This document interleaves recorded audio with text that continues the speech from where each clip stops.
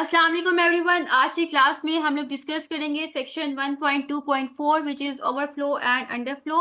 Okay, इसको हम लोग अपने नोट्स से डिस्कस करते हैं। अगर आपको ये नोट्स चाहिए तो ये नोट्स भी मैं आपको प्रोवाइड कर दूंगी।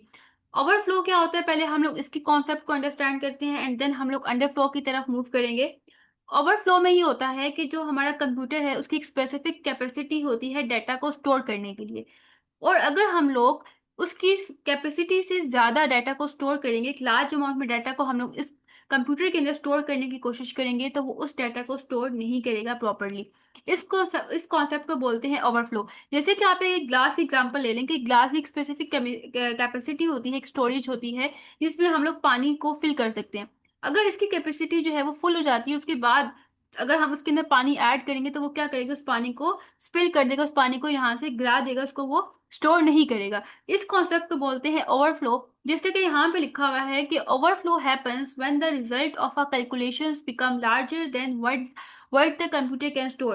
कि कंप्यूटर उसको कितना स्टोर कर सकता है, अगर उससे ज्यादा हमारी कैलकुलेशंस का रिजल्ट आ जाता है और उसको हम लोग स्टोर करने की कोशिश करते हैं, तो वो उसको स्टोर नहीं करेगा। इस कॉन्सेप्ट को बोलते हैं overflow. Think of it like a glass filled with water. If you pour more than it can hold.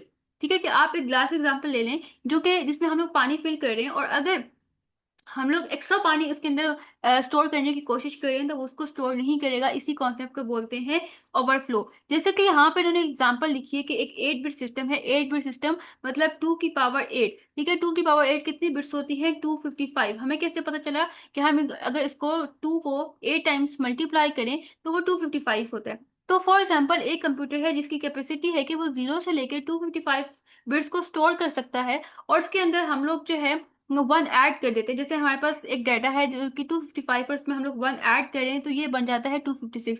तो ये 256 इसमें स्टोर नहीं हो सकता, इसके लिए फिर हमें 9 बिट सिस्टम की जरूरत होगी। तो फिर सिस्टम हमारे पास जो है वो 8 बिट है, तो जो 8 बिट सिस्टम होगा वो इसको प्रॉपरली स्टोर नहीं करेगा। इसी कॉन्सेप्ट को बोलते हैं ओवरफ्लो।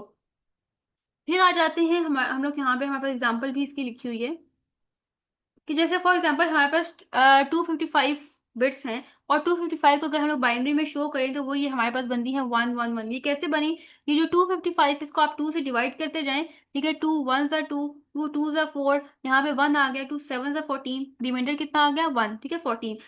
15 हमें लेके आना था लेकिन हमारे पास 14 आया। 15 - 14 कितना होता है 1, तो हम लोग यहाँ पे रिमाइंडर में लिख देते हैं। फिर आगे 2 6 ज़ा 12। ठीक है, 2 3 ज़ा 6, और हमें तो 7 चाहिए था, तो 7 - 6 कितना होता है 1, तो हम लोग यहाँ पे लिख देंगे 1। फिर हम लोग इसको दोबारा से करेंगे, 2 3 ज़ा 6। ठीक है, 2 1 ज़ा 2, हमें तो 3 चाहिए था, तो 3 - 2 1 आ गया। फिर इसी तरह से 2 15 ज़ा 30 होता है लेकिन हमें 31 चाहिए था, 1 नंबर यहाँ पे रिमाइंडर आ गया। फिर इसी तरह 2 7 ज़ा 14। ठीक है, रिमाइंडर हमारे पास यहाँ पे 1 आ गया। फिर उसके बाद 2 3 ज़ा 6, रिमाइंडर हमारे पास 1 आ गया। 2 1 ज़ा 2, रिमाइंडर हमारे पास 1 आ गया। अब यहाँ से हम लोग काउंट करना स्टार्ट करेंगे, इस तरह से करके ऊपर जाएंगे। पहले हमारे पास एक बिट है 1, हमने यहाँ पे 1 लिख दिया, फिर आगे बिट है 1, 1 लिख दिया। इस तरह से करते करते हम लोगों ने यहाँ पे 8 टाइम्स 1 लिख दिया। फॉर एग्जाम्पल हम लोग इसमें एक और बिट ऐड कर देते हैं। जब हम लोग इसमें ऐड करेंगे तो 1 + 1 कितना होता है 0, और आगे 1 कैरी चला जाएगा। अब ये 1 + 1 दोबारा से क्या होता है 0, और यहाँ पे आगे 1 कैरी चला जाएगा। ठीक है, तो बेसिकली देखिए 1 + 1 होता है 2 है, लेकिन हम लोग यहाँ पे 2 तो नहीं लिख सकते क्योंकि बाइनरी में तो कोई 2 नंबर एग्जिस्ट ही नहीं करता। तो हमें इस 2 को बाइनरी में कन्वर्ट करना पड़ेगा। बाइनरी में 2 की वैल्यू होती है 1 0। तो ये जो 0 होता है हम लोग यहाँ पे लिखते हैं, और जो 1 होता है आगे हम लोग कैरी लेके चले जाते हैं। अब ये 1 + 1 फिर से 2 हो गया, तो 2 की वैल्यू क्या होती है इन बाइनरी 0 और 1। ठीक है, तो हम 0 यहाँ पे लिखते हैं, 1 यहाँ पे लिखते हैं। इस तरह से करके 0 0 0 हमारे पास यहाँ पे करते करते लास्ट में जो है जो वैल्यू है हमारे पास यहाँ पे 1 आ जाएगी। अब हमारे पास जो सिस्टम है वो 8 बिट सिस्टम है। ठीक है, वो 8 बिट को स्टोर कर सकते हैं, लेकिन यहाँ पे आप देख सकते हैं टोटल 9 बिट्स है। 1 2 3 4 5 6 7 8 और 9, लेकिन हमारा जो सिस्टम है वो 8 बिट है। तो ये जो एक्स्ट्रा हमारे पास यहाँ पे बिट नजर आ रही है वो इसको क्या कर देगा, स्पिल कर देगा, इसको वो स्टोर नहीं करेगा। इसी तरह से हम लोग आ जाते हैं अंडरफ्लो की तरफ। अंडरफ्लो में ये होता है कि जो हमारा सिस्टम होता है उसकी एक कैपेसिटी होती है कि वो उसकी एक प्रॉपर रेंज होती है कि वो 0 से लेके फॉर एग्जांपल 255 तक नंबर्स को स्टोर कर सकता है। ठीक है, उसकी एक रेंज है। अब फॉर एग्जांपल हम लोग स्टोर करवाना चाह रहे हैं -1 को, तो क्या वो उसको स्टोर करेगा, नहीं करेगा। इसको बोलते हैं अंडरफ्लो। कि जो उसकी रेंज है हम उससे बिल्कुल ही पीछे नीचे की तरफ जा रहे हैं। अगर हम लोग 256 को स्टोर करवाना चाहेंगे तो इसको हम लोग बोलेंगे ओवरफ्लो, कि हम जो है वो उसकी रेंज से वैल्यू को एक्सीड कर रहे हैं, हम लोग उससे बड़ी वैल्यू को स्टोर करवाना चाह रहे हैं। और अगर हम लोग उससे कम वैल्यू को स्टोर करवाना चाहेंगे तो उस हम लोग कॉन्सेप्ट को बोलते हैं -1, के नंबर हमारे पास बहुत ही स्मॉल है। ठीक है, अगर हम लोग ओवरफ्लो की बात करें तो when the number is too big, कि जो हम लोग नंबर स्टोर करवाए हैं वो बहुत बड़ा है।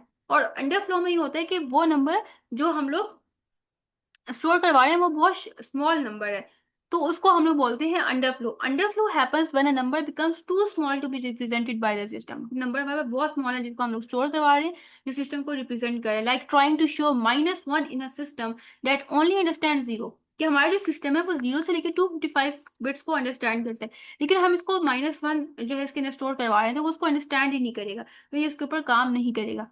अब इसके बाद उन्होंने सोल्यूशन दे दिया है कि किस तरह से हम लोग ओवरफ्लो के प्रॉब्लम को और अंडरफ्लो के प्रॉब्लम को हैंडल कर सकते हैं। Use more space large data size. इसका क्या मतलब है कि फॉर एग्जांपल हमारे पास 8 बिट सिस्टम है और हम इसके अंदर 9 बिट को स्टोर करवाना चाह रहे हैं, तो हम लोग क्या करें, अपने कंप्यूटर की जो स्टोरेज है उसको हम लोग थोड़ा सा उसको लार्ज कर दें। जैसे 8 बिट सिस्टम यूज करें तो हम लोग 16 बिट सिस्टम को यूज कर लें, ताकि प्रॉपरली वो हमारे डेटा को स्टोर कर सके। इसका पहला सोल्यूशन ये है। जैसे कि यहाँ पे लिखा हुआ है, if 8 bit system are not enough, use 16 bits so the computer can hold bigger number, ताकि जो कंप्यूटर है वो हमारा लार्ज नंबर को भी स्टोर कर सके।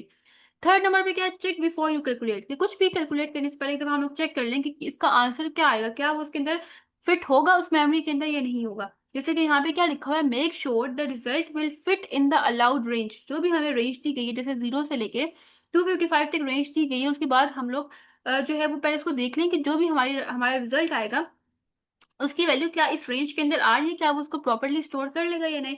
उसके बाद हम लोग जो है प्रॉपर कैलकुलेशंस को परफॉर्म करें। थर्ड नंबर पे क्या है, यूज बिल्ट इन हेल्प। कुछ फीचर्स ऐसे होते हैं जो पहले से इसके अंदर एग्जिस्ट कर रहे होते हैं, जो कि हमें पहले से वार्निंग दे देते हैं कि आपका ये आंसर आ रहा है, तो ये जो हमारा सिस्टम है इसको स्टोर नहीं करेगा या इसको ये अंडरस्टैंड नहीं करेगा, ताकि पहले से ही हम लोग जो है वो अलर्ट हो जाएं। जैसे यहाँ पे क्या लिखा है, some computer programs and languages have built in tools. Built in tools मतलब पहले से इसके अंदर जो है वो कुछ टूल्स होते हैं जो इस चीज को हैंडल कर रहे होते हैं। ठीक है, टू वार्न और स्टॉप ओवरफ्लो और अंडरफ्लो फ्रॉम हैपनिंग, कि ना तो वो ओवरफ्लो हो जाए हमारा सिस्टम, ना ही अंडरफ्लो हो, उसको वो पहले से स्टॉप कर रहे होते हैं वो टूल्स। तो यहाँ पे ये एंड हो गया है। नेक्स्ट हमारे पास कॉम्प्लीमेंट्स आ जाते हैं, इसको हम लोग नेक्स्ट क्लास में स्टार्ट करेंगे। आई होप सो आज के लेक्चर आपको समझ आया होगा।